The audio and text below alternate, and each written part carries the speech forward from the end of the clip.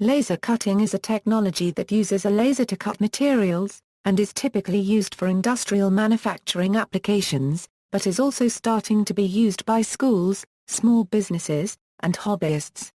Laser cutting works by directing the output of a high-power laser, most commonly through optics.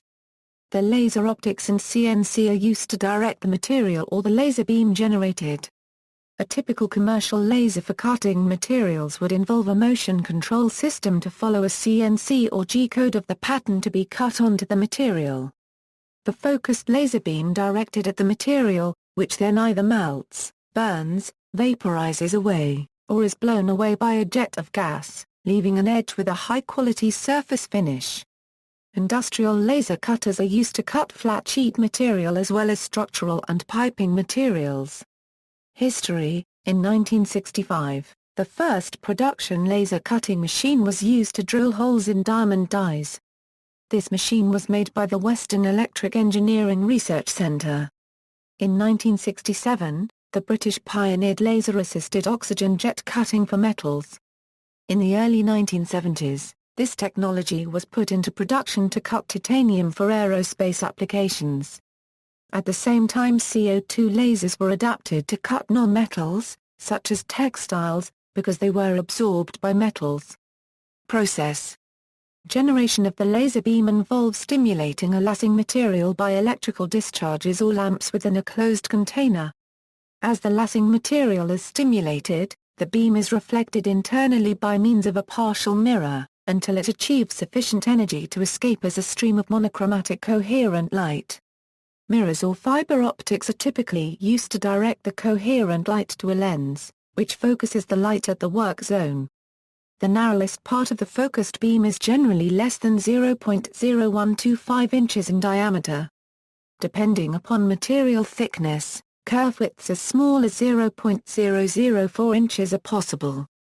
In order to be able to start cutting from somewhere else than the edge, a pierce is done before every cut. Piercing usually involves a high-power pulse laser beam which slowly makes a hole in the material, taking around 5–15 seconds for 0.5-inch thick stainless steel, for example. The parallel rays of coherent light from the laser source often fall in the range between 0.06–0.08 inches in diameter. This beam is normally focused and intensified by a lens or a mirror to a very small spot of about 0.001 inches to create a very intense laser beam. In order to achieve the smoothest possible finish during contour cutting, the direction of beam polarization must be rotated as it goes around the periphery of a contoured workpiece. For sheet metal cutting, the focal length is usually 1.5–3 inches. Advantages of laser cutting over mechanical cutting include easier work holding and reduced contamination of workpiece. Precision may be better, since the laser beam does not wear during the process. There is also a reduced chance of warping the material that is being cut, as laser systems have a small heat-affected zone. Some materials are also very difficult or impossible to cut by more traditional means. Laser cutting for metals has the advantages over plasma cutting of being more precise and using less energy when cutting sheet metal. However, most industrial lasers cannot cut through the greater metal thickness that plasma can. Newer lasers machines operating at higher power are approaching plasma machines in their ability to cut through thick materials, but the capital cost of such machines is much higher than that of plasma cutting machines capable of cutting thick materials like steel plate. Types. There are three main types of lasers used in laser cutting. The CO2 laser is suited for cutting, boring, and engraving. The neodymium and neodymium-yttrium aluminium garnet lasers are identical in style and differ only in application. ND is used for boring and where high energy but low repetition are required. The NdYAG laser is used where very high power is needed and for boring and engraving. Both CO2 and ND/NdYAG lasers can be used for welding. Common variants of CO2 lasers include fast axial flow, slow axial flow, transverse flow, and slab. CO2 lasers are commonly pumped by passing a current through the gas mix or using radio frequency energy. The RF method is newer and has become more popular. Since DC designs require electrodes inside the cavity, they can encounter electrode erosion and plating of electrode material on glassware and optics. Since RF resonators have external electrodes, they are not prone to those problems. CO2 lasers are used for industrial cutting of many materials including mild steel, aluminium, stainless steel, titanium, paper, wax, plastics, wood, and fabrics. YAG lasers are primarily used for cutting and scribing metals and ceramics. In addition to the Nadman, the type of gas flow can affect performance as well. In a fast axial flow resonator, the mixture of carbon dioxide, helium and nitrogen is circulated at high velocity by a turbine or blower. Transverse flow lasers circulate the gas mix at a lower velocity, requiring a simpler blower. Slab or diffusion-cooled resonators have a static gas field that requires no pressurization or glassware, leading to savings on replacement turbines and glassware. The laser generator and external optics require cooling. Depending on system size and configuration, waste heat may be transferred by a coolant or directly to air. Water is a commonly used coolant, usually circulated through a chiller or heat transfer system. A laser microjet is a water jet-guided laser in which a pulsed laser beam is coupled into a low-pressure water jet. This is used to perform laser cutting functions while using a water jet to guide the laser beam, much like an optical fiber, through total internal reflection. The advantages of this are that the water also removes debris and cools the material. Additional advantages over traditional dry laser cutting are high dicing speeds, parallel kerf, and omnidirectional cutting. Fiber lasers is a type of solid-state laser that's been rapidly growing within the metal cutting industry. Unlike CO2, fiber technology utilizes a solid-gain medium, as opposed to a gas or liquid. The acid laser produces the laser beam and is then amplified within a glass fiber. With a wavelength of only 1.064 micrometers, fiber lasers produce an extremely small spot size, making it ideal for cutting reflective metal material. This is one of the main advantages of fiber compared to CO2. Methods. There are many different methods in cutting using lasers, with different types used to cut different material. Some of the methods are vaporization, melt and blow, melt, blow and burn, thermal stress cracking, scribing, cold cutting and burning stabilized laser cutting. Vaporization cutting. In vaporization cutting, the focused beam heats the surface of the material to boiling point and generates a keyhole. The keyhole leads to a sudden increase in absorptivity, quickly deepening the hole. As the hole deepens and the material boils, vapor generated erodes the molten walls, blowing ejector out and further enlarging the hole. Non-melting materials such as wood, carbon and thermoset plastics are usually cut by this method. Melt and blow. Melt and blow or fusion cutting uses high-pressure gas to blow molten material from the cutting area, greatly decreasing the power requirement. First the material is heated to melting point, then a gas jet blows the molten material out of the kerf, avoiding the need to raise the temperature of the material any further. Materials cut with this process are usually metals. Thermal stress cracking. Brittle materials are particularly sensitive to thermal fracture, a feature exploited in thermal stress cracking. A beam is focused on the surface, causing localized heating and thermal expansion. This results in a crack that can then be guided by moving the beam. The crack can be moved in order of ms. It is usually used in cutting of glass.